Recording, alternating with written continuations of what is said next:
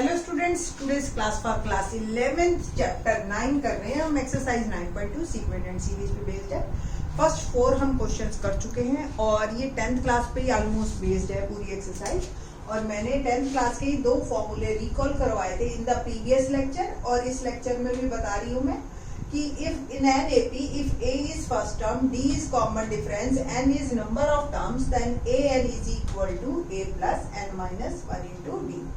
And Sn is equal to N by 2, 2A plus N minus 1 into D, or N by 2 A plus AN. ठीक है, let's move on. Question number 5.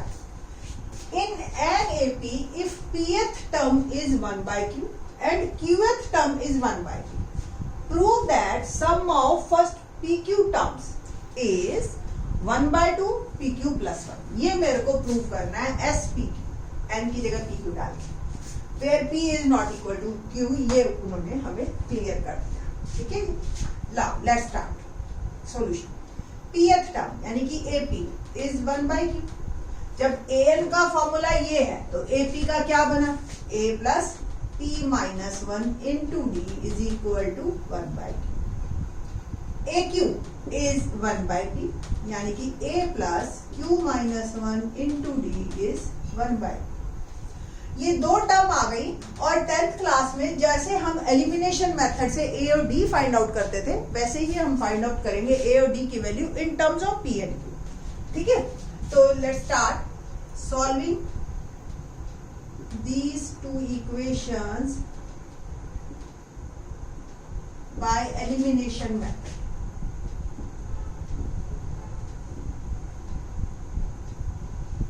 क्या बना, a plus p minus 1 into d is 1 by q और a plus q minus 1 into d is 1 by q.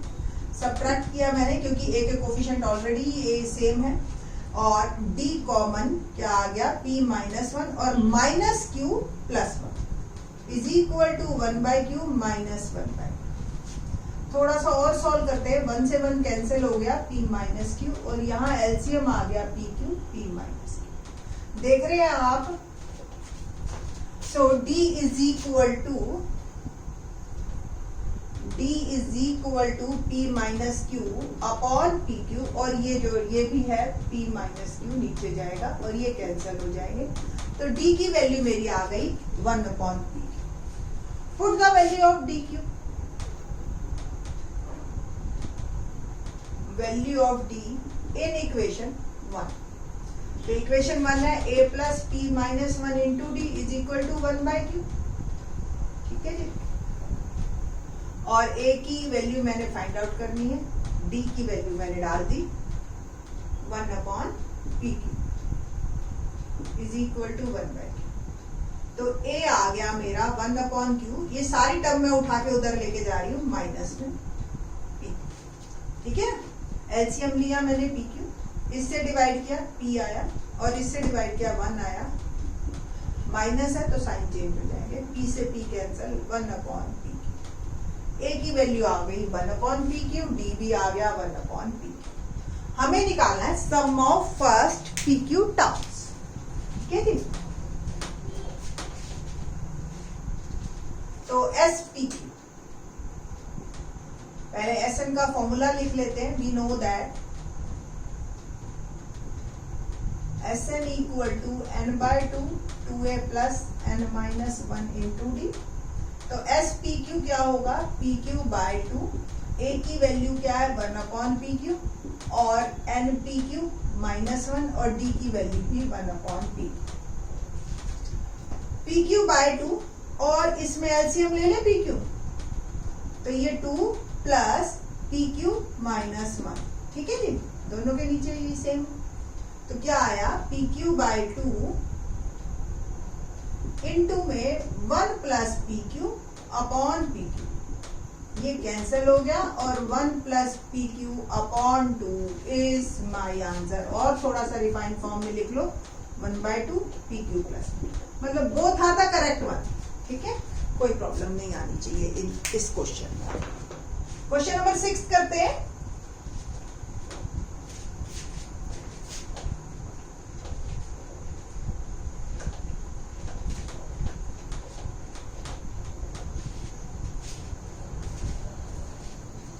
क्या है question number 6 हमारा, if the sum of a certain number of terms of the AP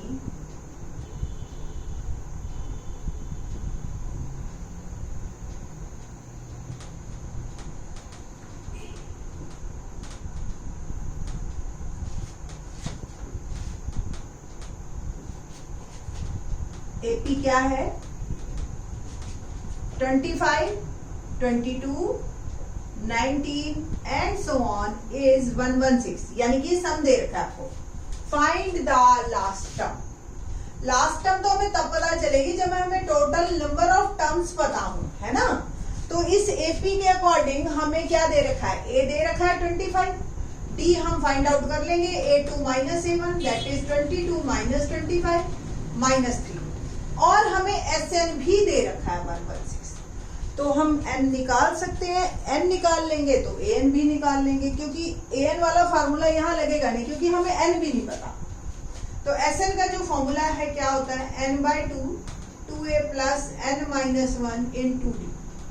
SN की value डाली, N हमें निकालना है, A की वैल्यू 25 है और n माइनस 1 और D हमारा है -3। तो n/2, ये 2 को मैं उधर ही भेज देती हूँ, 116 इंटू 2, ये n, 25 2 जा 50, -3 से मैं मल्टीप्लाई करूंगी तो -3n और -3 इंटू -1 प्लस, ये आ गया 232 n 53 -3n, ब्रैकेट ओपन कीजिए तो 53n -3n स्क्वायर, ठीक है ना। दोनों टर्म्स को इधर ले आइए ताकि n स्क्वायर पॉजिटिव हो जाए, 3n square minus 53n plus 232, ये मेरी एक क्वाड्रेटिक आ गई है, ठीक है जी। क्वाड्रेटिक को मिडिल टर्म स्प्लिटिंग से अगर आप कर सकते हैं तो करिए, 3 2 जा 6, 3 3 जा 9, 53 के ऐसे फैक्टर करो कि सम करने पे 53 आए और प्रोडक्ट करने पे 696। जस्ट थिंक अबाउट इट, 40 और 13, तो 13 4 जा 52, 520, काफी नियर है हम, है ना। तो 33 और 20 करें तो 2 3 जा 6, 660, थोड़ा सा और करीब जाते हैं, 30 और 23 690, बस एक स्टेप और पीछे जाएंगे, 29 और 24 आई थिंक सो हो जाएगा। 4 9 जा 36, 3 4 2 जा 8 और 3 11, 2 9 जा 18 1 और ये 5 6 9 6, फैक्टर बन गए हमारे 29 और 24n plus 2 is equal to, ठीक है।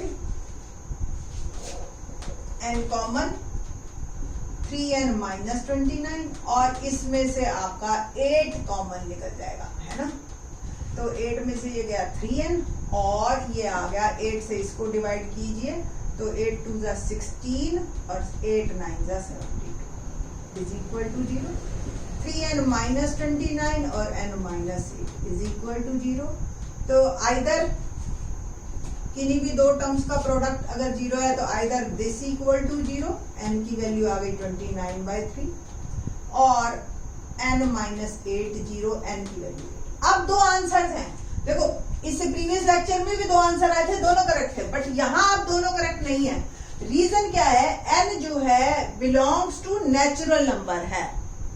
आप देखेंगे since n belongs to natural number, so n is equal to 29/3 is not possible. So answer is only n is equal to 8. It means total 8 terms आएंगे जिसका सम 116 है। अब हमें तो लास्ट टर्म बतानी थी, यानी कि A8 last term, A8 A plus 70, A मुझे पता है 25 और D भी मैंने पहले निकाल लिया था -3, तो 25 minus 21 become 4 is my answer. तो बिल्कुल 10th क्लास में बेस्ड है ये एक्सरसाइज, बहुत ही आसान है, स्टूडेंट्स हैप्पीली करते हैं। पहले 15 क्वेश्चंस, इवन पहले 17 भी कर लेते हैं बड़े आराम से, ठीक है जी। क्वेश्चन नंबर 7 देखते हैं, क्या है question number 7। Find the sum of n terms whose kth term is, हमें kth टर्म दे रखी है 5k प्लस 1। ठीक है जी, लेट्स सी। जब kth टर्म दे दी या nth टर्म एक ही बात है, और आप k की वैल्यू 1 पुट कीजिए, जैसे ak दे दिया आपको 5k प्लस, तो a1 कीजिए 1 की वैल्यू पुट करके 6, a2 k की वैल्यू 2 पुट कर दीजिए, आ गया 11, तो एंड सो ऑन आपको सीरीज मिलनी शुरू हो जाएगी। ठीक है, आप निकालते जाइए a3, a4। ठीक है, अब जब सीरीज आपको मिल गई तो इट मीन्स a मिल गया, आपको d भी मिल गया, और आपको निकालना क्या है Sn, और n तो n ही है क्योंकि Sn ही उन्होंने कहा है, तो Sn is n/2 2a plus n minus 1 into d। तो आपको n में ही आंसर देना है इसका। ठीक है, तो d is 5, n/2 12 plus 5n minus 5, और n/2 और 5n plus 7 is my answer. तो इस तरीके से Sn यहाँ पे इन टर्म्स ऑफ n ही आएगा आपका। ठीक है, और n में ही आपने आंसर देना है।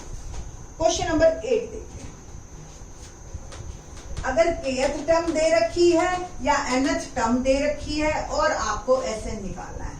अब नेक्स्ट क्वेश्चन हमारा है कि Sn दे रखा आपको। Sn क्या है? Question number 9, if the sum of n terms is Pn plus Qn square, ठीक है, where P and Q are constant, और हमें D निकालना है। अब D निकालने के लिए आपको कोई दो टर्म पता होनी चाहिए। तो बहुत सिंपल इजी मेथड बता रही हूँ मैं।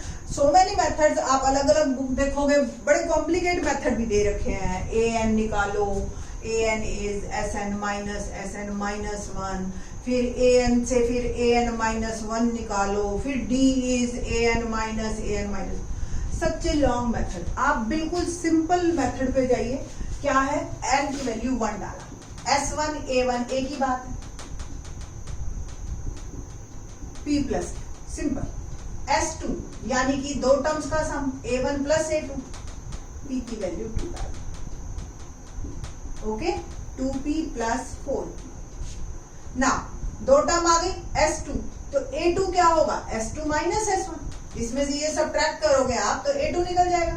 तो S2 is 2P plus 4Q minus P plus, bracket खोलोगे आप तो माइनस ओपन, P प्लस 3, ठीक है। A2 आ गया, A1 आ गया ना। अब क्या करेंगे हमें D निकालना है, तो D क्या होता है? A2 minus A1, P plus 3Q minus once again P plus, bracket खोलिए और आंसर इज 2। तो सिंपल डिफरेंस इज 2Q। काफी इजी रहता है क्वेश्चन अगर आप बिल्कुल इसी तरह से फॉर्म से चलते हैं, ठीक है जी।